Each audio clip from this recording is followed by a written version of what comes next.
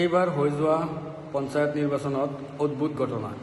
আমি আগতে গম পাওঁ লোকসভা, বিধানসভা, ৰাজ্যসভাত হৰ্চ ট্ৰেডিং হয়।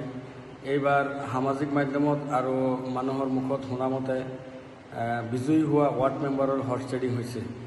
মেম্বাৰবিলাক চব আছে বহিৰাজ্যত।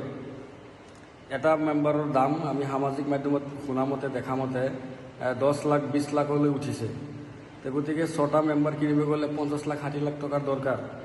একজন জনপ্ৰতিনিধি প্ৰেচিডেণ্টে 50 লাখ টকা খৰচ কৰি সেই পঞ্চায়তত কেনেকুৱা উন্নয়ন কাম হ'ব, সেয়া হ'ব লক্ষণীয়।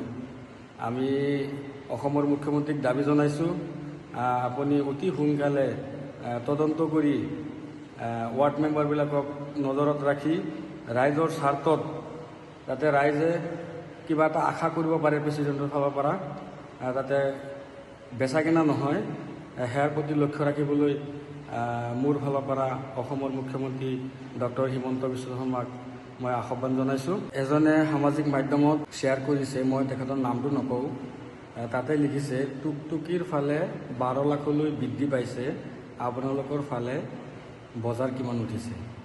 আৰু এজনে লিখিছে, মই নামটো নকওঁ, 5 লাখ 6 লাখতকৈ অধিক টকা বিনিময়ত পঞ্চায়ত সভাপতিৰ বাবে ৱাৰ্ড সদস্যক কিনা বেচাৰ প্ৰক্ৰিয়াটো কিমান যুক্তিসংগত।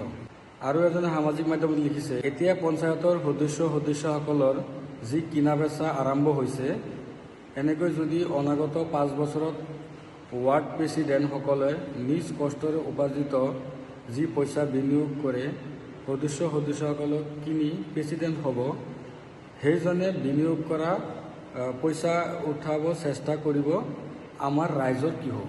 গতিকে আমাৰ মৰমৰ মামাক অকণমান মেম্বাৰখিনিক তদন্তৰ আওতাত আনি নজৰত ৰাখি যাতে ৰাইজৰ উন্নয়ন হয়, সেইটো কৰিবলৈ মোৰ ফালৰ পৰা মামাক মই দাবী জনাইছোঁ।